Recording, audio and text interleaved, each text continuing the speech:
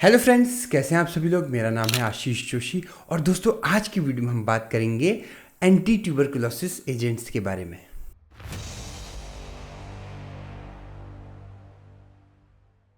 दोस्तों anti tuberculosis agent पढ़ने से पहले हम बात करेंगे ट्यूबरकुलोसिस के बारे में। स्क्रीन पर चलिए। देखिए, ट्यूबरकुलोसिस को हम टीबी भी बोलते हैं, ये बात आपको पता ही है। ठीक है, ये होता क्यों है? एक आपके पास बैक्टीरिया होता है, उसका नाम होता है माइकोबैक्टीरियम ट्यूबरकुलोसिस, और जो मेन इसका एक्शन एरिया होता है, मतलब ये जो बैक्टीरिया है आपका, ठीक है, सिंगल ये बैक्टीरिया होता है, इससे आपको टीबी फैलता है। और कहाँ कहाँ फैल सकता है? मेन जो ऑर्गन है इसके आपको पता ही है। पहला ऑर्गन है लंग्स, दूसरा ऑर्गन है आपका ब्रेन, तीसरा है लिवर, किडनी, ठीक है, और बोन। ठीक है, बोन टीबी आपने सुना होगा, ब्रेन टीबी सुना होगा, और ठीक है लंग्स में टीबी तो कॉमन है, बिल्कुल प्राइमरीली एरिया तो लंग्स ही है इसका। ठीक है, यहाँ ये फैल सकता है। उसके बाद हम बात करते हैं इसके क्या क्या सिम्टम्स होते हैं। सिम्टम्स में आपको कफ इसका एक सिम्टम है, टैकीकार्डिया इसका सिम्टम है बहुत ही ज़्यादा जो दिखता है, और रेस्पिरेटरी फेलियर इसका सिम्टम है। नीचे फ्री लेक्चर नोट्स हैं, उसमें मैंने बहुत ही अच्छे से इसको डिस्क्राइब किया हुआ है। अब हम बात कर रहे हैं ट्यूबरकुलोसिस की कैटेगरी की, कि कौन कौन सी कैटेगरी जो है इसमें ट्यूबरकुलोसिस में होती है। सबसे पहला तो है आपका पल्मोनरी ट्यूबरकुलोसिस। जो पल्मोनरी ट्यूबरकुलोसिस है, पल्मोनरी नाम से पता लग रहा है, ये जो है रेस्पिरेटरी ट्रैक में होने वाला टीबी है। उसके बाद है genito urinary tuberculosis, genito urinary area में ये होता है आपका। फिर है आपका ट्यूबरकुलोसिस मेनिंजाइटिस। मेनिंजाइटिस मतलब मेनिंजाइटिस में क्या होता है, जो ब्रेन के आउटर शेप होता है उसमें स्वेलिंग आ जाती है, तो ये ब्रेन से रिलेटेड दिक्कत हो जाती है, नर्वस सिस्टम से रिलेटेड। फोर्थ है आपका मिलियरी ट्यूबरकुलोसिस। मिलियरी ट्यूबरकुलोसिस जो है वाइड स्प्रेड जब हो जाए इन्फेक्शन तब होता है आपका। ठीक है, कुछ नहीं है, ये आपका बल्क बढ़ाने के लिए काम आएगा। ठीक है, एग्जाम पॉइंट ऑफ व्यू से।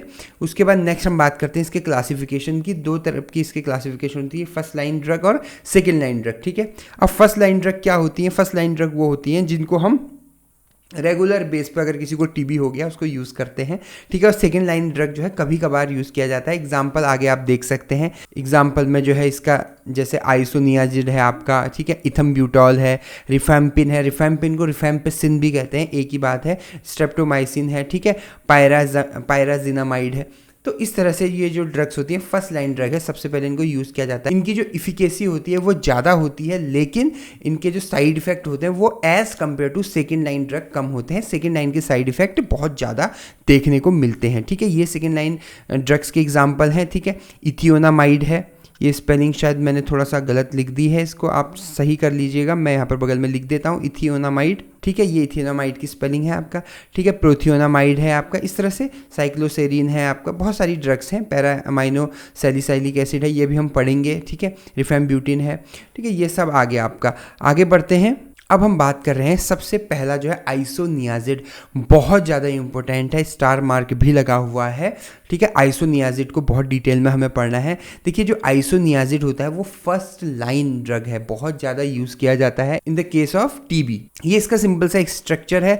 अभी हम आगे इसकी सिंथेसिस पढ़ेंगे, तब स्ट्रक्चर को और डिटेल में हम डिस्क्राइब करेंगे। अब हम बात करते हैं इसके मैकेनिज्म ऑफ एक्शन की। क्या मैकेनिज्म ऑफ एक्शन होता है? देखिए, जो आइसोनियाजिड है वो क्या करता है, बैक्टीरियल सेल वॉल को रप्चर करता है। देखिए, माइकोबैक्टीरियम ट्यूबरकुलोसिस में एक स्पेशल एसिड होते हैं, फैटी एसिड की चेन होती है जिसको हम बोलते हैं माइकोलिक एसिड।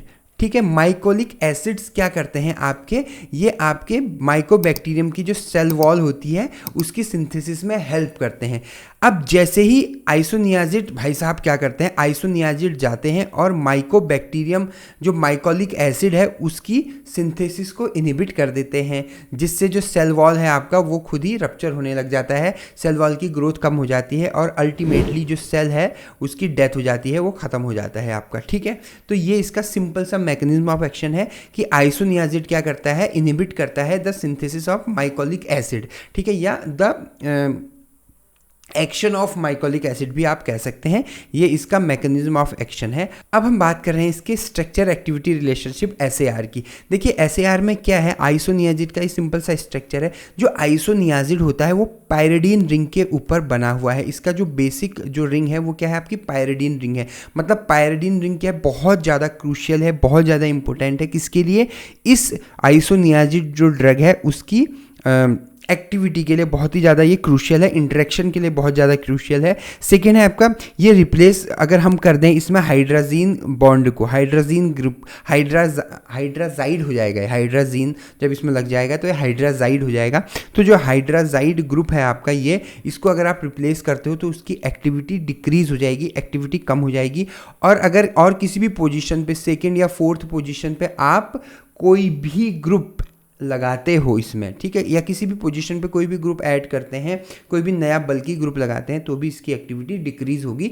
ये इसका सिंपल सा छोटा सा क्या है, स्ट्रक्चर एक्टिविटी रिलेशनशिप है। यूजेज आपको पता ही है, ये फर्स्ट लाइन ट्यूबरकुलोसिस की ड्रग है, तो इसको रैपिडली जो है ट्यूबरकुलोसिस की ट्रीटमेंट में दिया जाता है। नेक्स्ट हम बात करते हैं अगली ड्रग की। अगली ड्रग है हमारे पास इथम्ब्यूटॉल। ये इथम्ब्यूटॉल का आपको स्ट्रक्चर दिख रहा है, बहुत ही आसान सा स्ट्रक्चर है, ठीक है। चूंकि इसमें स्टार मार्क नहीं है तो इसको डिटेल में पढ़ने की जरूरत नहीं है। आगे बढ़ते हैं। पायराजिनामाइड है, पायराजिनामाइड का स्ट्रक्चर सामने दिख रहा है, ठीक है। ये भी एग्जाम पॉइंट ऑफ व्यू से इंपॉर्टेंट नहीं है क्योंकि इसमें स्टार मार्क नहीं लगा है, लेकिन कभी कभार ये पूछ लिया जाता है, तो छोटा सा स्ट्रक्चर है, आप इसे याद कर सकते हैं। आगे बढ़ते हैं। इथियोनामाइड का स्ट्रक्चर आपको दिख रहा है, इसके बारे में थोड़ा मैंने अपने डिस्क्रिप्शन बॉक्स में जो नोट्स दे रखे हैं फ्री हैंड रिटन, उसमें भी दे रखा है, तो आप उससे पढ़ सकते हैं, ठीक है। अब हम बात करते हैं पैरा अमाइनो सैलिसिलिक एसिड की। देखिए पैरा अमाइनो सैलिसिलिक एसिड बहुत ही ज़्यादा इंपॉर्टेंट है, ठीक है। ये क्या करता है, पैरा अमाइनो बेंजोइक एसिड, आपने पाबा का नाम सुना होगा, ये पाबा को मिमिक करने की कोशिश करता है, ठीक है। ये इसका स्ट्रक्चर है, जब भी हम इसकी अभी SAR पढ़ेंगे उसमें और डिटेल में आपको इसके बारे में पता लगेगा।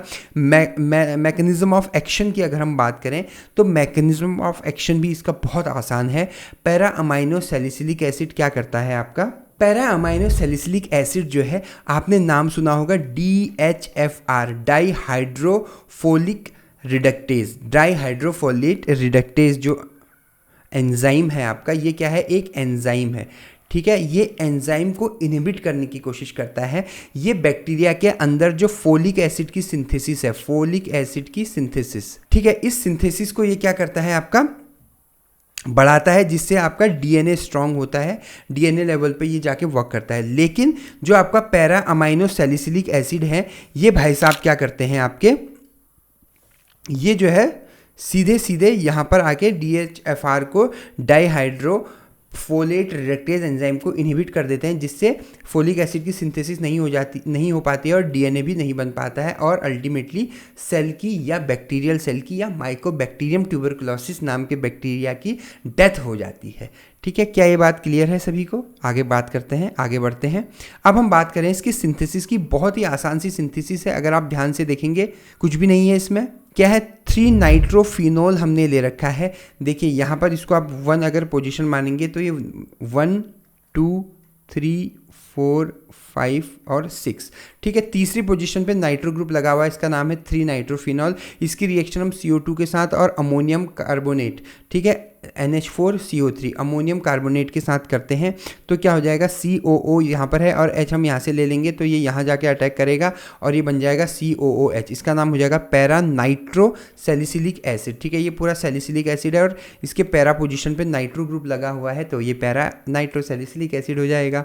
फिर इसका हम अब देखिए हमें क्या करना है, यहाँ पर O2 को हटा के H2 लगाना है, मतलब ऑक्सीजन को हटा के हाइड्रोजन लगाना है। तो सबसे अच्छा तरीका क्या है, हम इसको रिडक्शन कर देंगे इसका, ठीक है। रिडक्शन भी लिख सकते हो और नेसेंट हाइड्रोजन भी लिख सकते हैं, ठीक है, निकल की प्रेजेंस में। तो क्या होगा, यहाँ पर O2 हट के H2 आ जाएगा और पैरा अमाइनो सैलिसिलिक एसिड बहुत ही आसानी से बन जाएगा।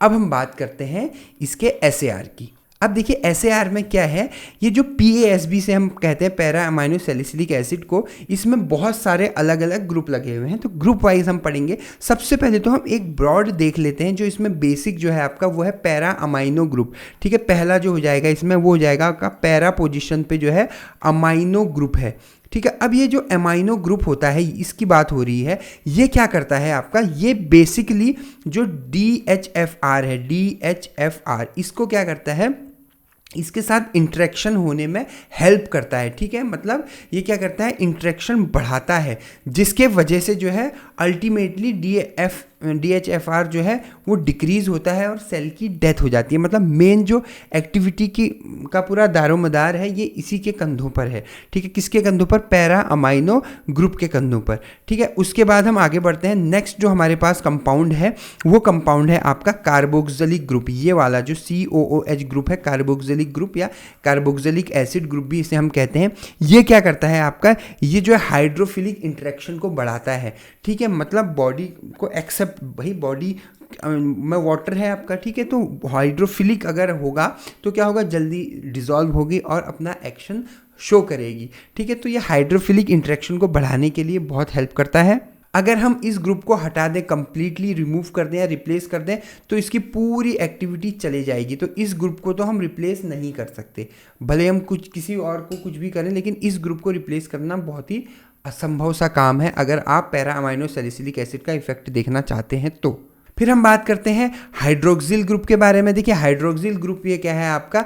ये चिलेट फॉर्म करता है। किसके साथ? आयरन के साथ। आयरन चिलेशन करता है ये, ठीक है। मतलब ब्लड के अंदर या बॉडी के अंदर जाके आयरन चिलेशन करता है, जिससे जो है माइकोबैक्टीरियम की जो ग्रोथ होती है वो इनहिबिट हो जाती है, ग्रोथ जो कम हो जाती है। इसकी एक्टिविटी, अगर इसको रिमूव करेंगे तो भी इसकी पोटेंसी जो है ड्रग की बहुत ज़्यादा अफेक्ट होती है, ठीक है। और last but not the least, ये जो बेंजीन रिंग है आपका, जिसके ऊपर ये पूरा बना हुआ है, ठीक है, ये जो बेंजीन ग्रुप है ये क्या करता है? इसको स्ट्रक्चरल सपोर्ट प्रोवाइड करता है। भैया मकान जितना भी मजबूत हो, अगर उसकी नींव हिली हुई है तो वो मजबूत मकान भी बहुत जल्दी टूट जाएगा, ठीक है। तो बेंजीन रिंग क्या करता है? इसको एक बेस प्रोवाइड करता है, एक स्ट्रक्चरल सपोर्ट प्रोवाइड करता है, और पाबा को मिमिक करने में, पैरा अमाइनो बेंजोइक एसिड को मिमिक करने में, ठीक है, उसका रेप्लिकेशन करने में जो है बहुत ज़्यादा हेल्प करता है, क्योंकि इसका स्ट्रक्चर समहाउ पाबा की तरह होता है। किसका? पैरा अमाइनो सैलिसिलिक एसिड का, ठीक है। नेक्स्ट ड्रग की हम बात करते हैं। नेक्स्ट है आपका रिफैम्पिसिन। रिफैम्पिन भी इसको कहते हैं, रिफैम्पिसिन भी कहते हैं। बहुत ही कॉम्प्लिकेटेड सा इसका स्ट्रक्चर है, ठीक है। अच्छा, रिफैम्पिसिन एक स्ट्रक्चर है, रिफाब्यूटिन दूसरा स्ट्रक्चर है, ठीक है। तो इसमें यहाँ पर डिफरेंस है, यहाँ पर 2 CH3 है और उसमें जो है एक ही CH3, यहाँ पर CH2 और 2 CH3 हैं। अभी आप देख सकते हैं, मैं आपको दिखा देता हूँ वो स्ट्रक्चर भी। ये है उसका स्ट्रक्चर, ठीक है। बाकी लगभग ग्रुप पूरा सेम है आपका, ठीक है। तो इसको याद करने की ज़रूरत वैसे है नहीं, क्योंकि मुझे नहीं लगता इतना टिपिकल सा स्ट्रक्चर एग्ज़ाम में आएगा, अनटिल और अनलेस आपकी किस्मत बहुत ख़राब है, ठीक है, तो उसका मैं कुछ नहीं कर सकता। नेक्स्ट है आपका साइक्लोसेरिन। साइक्लोसेरिन का भी स्ट्रक्चर, ये तो छोटा सा स्ट्रक्चर है, ये आप अच्छे से याद कर सकते हैं। और लास्ट है आपका कैप्रियोमाइसिन सल्फेट। कैप्रियोमाइसिन सल्फेट जो है वो इसका स्ट्रक्चर है। इसके बारे में थोड़ा मैंने नीचे डिस्क्रिप्शन बॉक्स में जो नोट्स दे रखे हैं उसमें लिखा हुआ है, तो ज़्यादा घबराने की कोई बात नहीं है। तो इसी के साथ जो है आपका एंटी ट्यूबरकुलर एजेंट या एंटी ट्यूबरकुलर ड्रग जो है ख़त्म होती है। आई होप आपको आज का लेक्चर क्लियर हुआ होगा। अगर आपको मेरी वीडियो पसंद आए तो मेरे चैनल को सब्सक्राइब कीजिएगा, बेल आइकन पर क्लिक कीजिएगा। आपने मुझे इतना वक्त दिया उसके लिए बहुत बहुत धन्यवाद। Thank you so much.